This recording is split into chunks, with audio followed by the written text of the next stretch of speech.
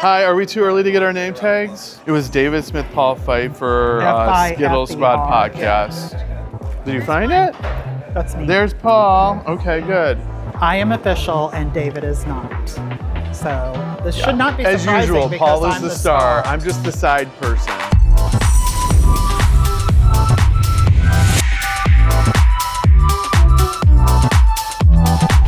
The views and opinions expressed by our guests are their own and do not reflect the views, positions, or endorsements of the Skittle Squad Podcast or its hosts. A quick note for audio listeners. Some parts of today's episode include visuals. If you want the full experience, catch us on YouTube or Spotify. Welcome to a special episode of the Skittle Squad Podcast coming live from Hard Rock in Tampa, Florida. My name is David Smith and I'm here with my absolutely wonderful co-host. I'm Paul Pfeiffer. Hey, Paul. Hey. Very exciting today. I know. I love the Hard Rock. We're at the LGBT Chamber luncheon, and we've got a lot of things we're going to be doing today, chatting with a lot of amazing people, including Renee Cantu, the president of the LGBT Chamber. And expect for me to stumble over that a couple of more times today. Let's go ahead and take a quick walk through as people are setting up, and we'll kind of show you everything.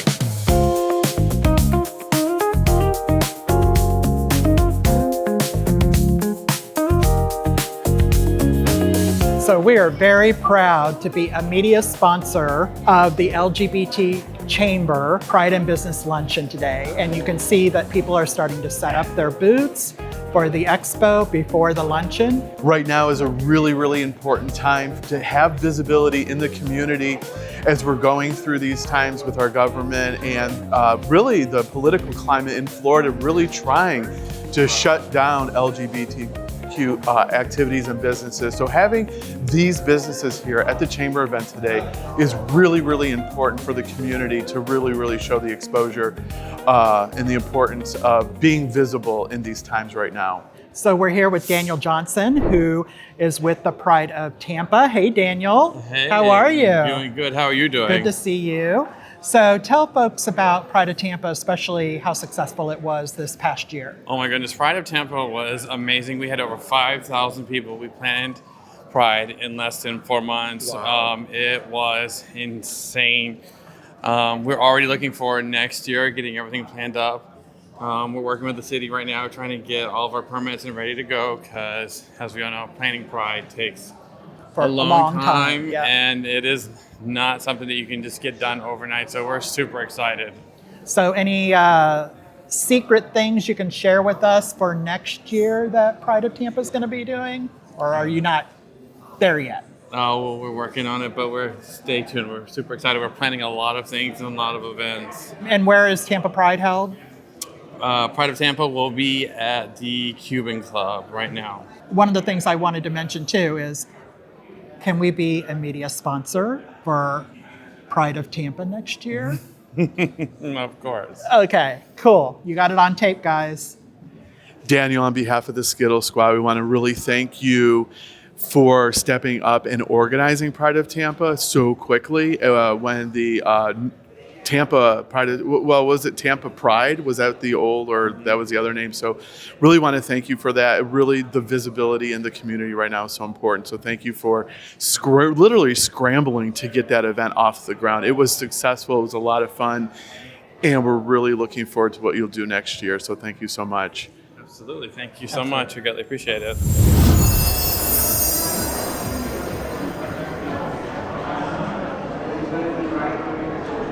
So we have a little bit of time before the luncheon actually starts, and we're going to kick it off with some hot topics. So I have a question for you. Oh, okay. Question time. So I know you're into the reality TV genre. Right. And I don't know how deep you're in the reality TV Okay, genre. hopefully it'll be something I know about. But I was scrolling through Facebook, not that I'm ever on social media because I'm hardly ever on social you're media. super busy. I was scrolling through and someone mentioned the reality show The Swan. Do you remember The Swan? I think I actually do remember The Swan. Okay. So for those of you who don't know what The Swan is, it was a bunch of women who would go into this mirror And then these plastic surgeons would tell them everything that was wrong with them. And then they would get the surgery done, and then they wouldn't see what they looked like until at the very end when they revealed them in the mirror, and there was like a whole beauty pageant out of it. So I was like, if they had a gay version of that, David, would you go on that show? Like, would you subject yourself to being pointed out like, you know, you need a tummy tuck? You know what the need problem a with chin that? You know what lift, the or- problem of that show is? I would go on there, but I'm afraid of the pain. The pain it is very painful. I'm afraid of the pain. Cosmetic surgery can be very painful. It is. What about you? Would you go on there? You know, it's hard to improve upon perfection, but, you know, maybe. I don't know. Well, I do agree with you. I look at you and you almost look perfect. But if you could pick maybe one thing that you would want to do, what would it be? Chin. The Chin turkey lift. neck? Yes, chin Okay, lift got for you. sure. Yeah. For For me, sure. I think it would probably also be some tightening here. Yeah. Yeah, I need to get Botox for my TMJ. So I may just have them put a couple vials in my forehead. I'm getting what they call the 11s, which is like right above the nose. Because you worry too much. You think I worry? Look. I don't think I worry too much. Do you really think I'm a worrier? Yes. Okay, are you a worrier? Yes. Okay, perfect. But I don't have that because I have good skincare. You do. You have a very, very Yeah. good regimented skincare routine. We talked about this before. Do they have a cosmetic surgery for muffin tops? Yes. They it's do. a tummy tuck. Yeah. Oh, tummy yeah. tuck, okay. Or liposuction. Yes. Okay. Yeah. All right. I would get that done. Yeah, as you get older, and I'm sure some of our audience will understand this, is you have things that start sagging, and you have areas that don't look as firm as they used to. And you have things that just randomly pop up on your skin, and you're like, what Like the this hell little was dot under that? my eye. Yeah, for sure. And- Horrible. You know, you start growing hair in places you never grew hair before. It's like really annoying. Have you ever had a hair grow out of the head of your penis before? No. Oh, okay. I'm just curious. What is that? Ew. Either have I, but you had mentioned it, and I like- started thinking about places that would be No, really I was awkward to thinking get more, hair. I was thinking more around the ears and Ears. you know, Got so you. on and so Got you. forth was Okay. what I was thinking of. But it's got me thinking to other reality shows that weren't on for very long because they just didn't quite hit with the audience. Like the other one I was thinking of was, do you remember Joe Millionaire? All of these shows, like The Swan, now that you refresh my memory, I remember it. Joe Millionaire. I don't quite recall. So Joe No. Millionaire was a construction worker, and it was kind of a bachelor type show, and he had to pretend to be rich. So he would pick the woman that he wanted to be with, ultimately the last woman, and then he revealed to her that he wasn't rich after all, and then wanted to see if the woman dumped him or not. Oh my gosh, it's so interesting. And so the woman did, I believe the woman did end up dumping him Okay. because he was not Joe Millionaire. Well, So- here's the thing. So there's the fact that they're not a millionaire anymore. You find that out. But then there's also the fact of they lied to you the whole time. Well, it's part of the show. But I I'm mean, just he has saying, to. like the women didn't know that. Right, right. So, I mean, I would almost think like, what's the bigger issue? That they're not a millionaire or that they're a liar? Yeah. I think there was also, and I don't know the name of it, I'm going to have to look it up, but I think there was also a reality show where there was a bunch of gay guys, or there was a gay guy that was like kind of like a bachelor show, and like most of the guys were actually straight and not gay. Oh, interesting. Okay. And so he had to pick, you know, his final person, and then the final person revealed whether they were gay or whether they were straight. Okay. And I think that didn't end up very good either. Like I think These shows. I know. You have Well, to here's really the thing. look. It's reminding me a little bit of The Traitors. Yes. So I'm currently watching Traitors Canada. Love that show. Traitors Yeah. Canada. Have you seen it? I have not seen the Canada one. So season 3 of Traitors Canada is off the chain. Ooh, I'm gonna have to watch it. Okay. unbelievable. But the premise of the entire show really is about lying. Yeah, lying. You have people that are literally bold-faced lying to you through the entire season. And I don't want to give a spoiler alert for seasons 1 and 2 of Traders Canada, but let's just say the result for each season for who won was the same. So check it out. We're going to have to talk about it. Yeah, I am going to check it out, and then we can talk about it on the show. Stay tuned to NBC, non-sponsored, to see Traders that's going to be streaming on NBC, the network, with real people. Is it streaming now, or when is it coming out? It's actually, I believe, filming now. Okay. So it should be coming out before the end of the year. Now, I applied. I was going to say, is this the one you applied I didn't hear back. Okay. How frustrating. So you're not devious enough. Do you think I should be more devious in real life? Yes. You need to be devious, and you need to be a pot stirrer. Yeah. Okay. To get on those shows, yeah. Okay, so you want me to get blacklisted from the entire gay community here. Oh my God, you're so mean to me, so brutal. So basically, I've been put through the ringer. Thank you for watching. But we have an amazing guest coming up. Stay tuned, and we'll be right back. Bye.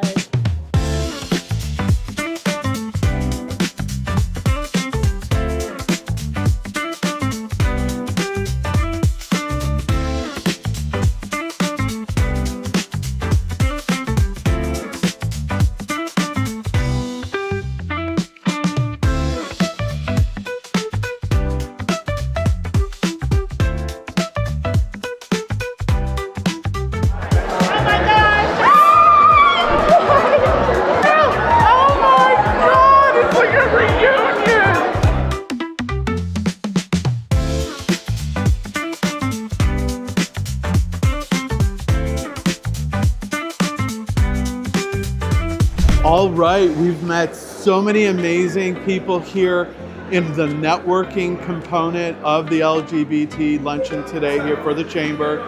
We're gonna go into the ballroom now, and Paul, you better be on your best behavior in there. I'll try, but you know, it's really hard for me. Yes, it is. Don't eat your cheesecake before your lunch. All right, we'll see you in there. Bye. Bye.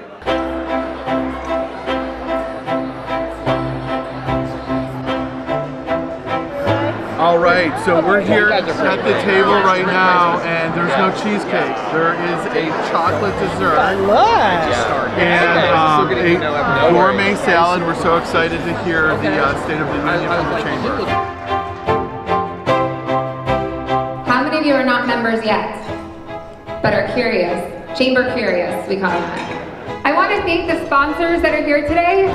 Where are my Skittle Squad people? If you don't follow the Skittle Squad podcast, please do. They not only support so many of our community members, but they have grown exponentially so quickly, and I'm really proud of their work. At the end of the day, we're all in the business of making an impact. And I'll be honest, and I don't know if this is true for any of you, but I know for myself sometimes, I wonder, like, is the work that I'm doing actually making an impact? Like, follow, and subscribe to the Skittle Squad Podcast on YouTube, Spotify, and all social media platforms.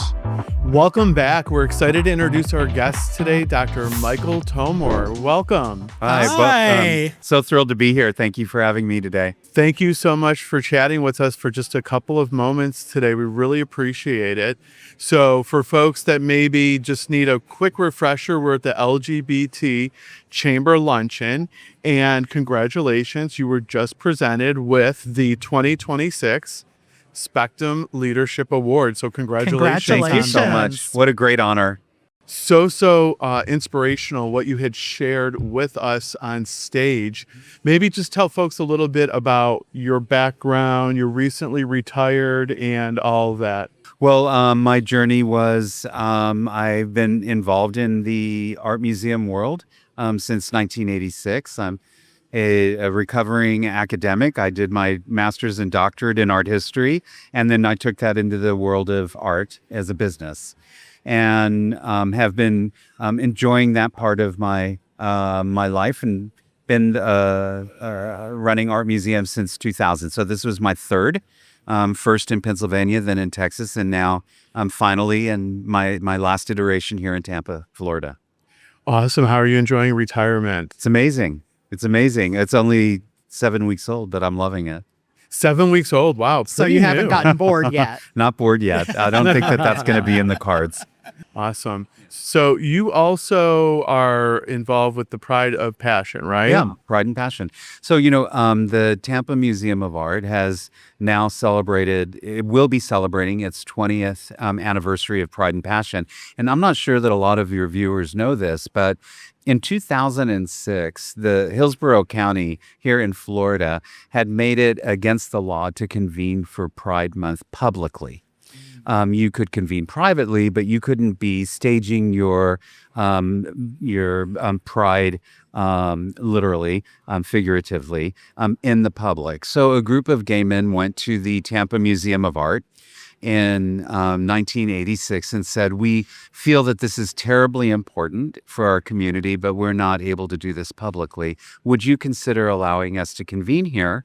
You have this amazing show of Keith Haring's work on view at that time, and we'd like to celebrate what it means to have pride in the gay community at the Art Museum. It has now, in 2026, it will have been 20 consecutive years of supporting this community. And Pride and Passion got started as a means of gay pride, but now it is a means of all pride for those people who have a voice in the community that may not be equal or be permissive in a way that others take for granted. So this has become a huge fundraiser for the museum, not necessarily monetarily huge, but when people come together, whether it be 500 to 800 people, which is the typical attendance over the years, it's a statement that this is important. And I would go so far as to say, not any less important and no more important than what we need to be able to do today in our political environment, which actually harkens back to the reason the event started due to the political environment in 1986. So some things feel that it's a 1 step forward, 5 steps back, and then 4 steps forward. This event is the continuity that people in our community need to be able to convene and to know that there is a community out there for them. We were chatting a little bit about the environment in the 70s, the environment in the 80s, and then now today, like you said, 5 steps forward, some steps backwards. With our political environment, it's feeling a little similar in certain ways in the importance of really collaborating and supporting the community. Maybe if you could talk a little bit about your experience in the 70s and the 80s, and then how you kind of look at that as today. Well, I'm going to be 64 years old this year. I'm 63 now. And in the 1970s, I was a young teenager. Okay. And when you are different or perceived as being different than your peer set, bullying is no new adventure in the classroom or even in the public. And of course, I was bullied for being maybe a little bit more effeminate than other kids. Not that I ever knew that that was a thing or felt that way. And it was shared that if I just changed my behavior, that would stop. Wow. So there wasn't really a mechanism to help embrace who I really was. But when you're told that who you are is something that needs to be changed to fit in, you conceivably could shut down, which wasn't so different from what had happened to me. Right. But that didn't change because I knew nobody in high school that was out. I had no role models in my life that were openly out and gay in the community. And so you feel alone. And so until you can connect with a community that exists, that's welcoming to who you are, you really are kind of by yourself. Right. And so as I shared today, it's exhausting to have to juggle different communities simultaneously that don't overlap. So I had my work community. I had my friends they were part of my gay community. And then you have this community that is your family by birth. And you have all these things going on simultaneously, but was not the case in the 70s and 80s in my world. Not that it was for everybody, or even into the 90s.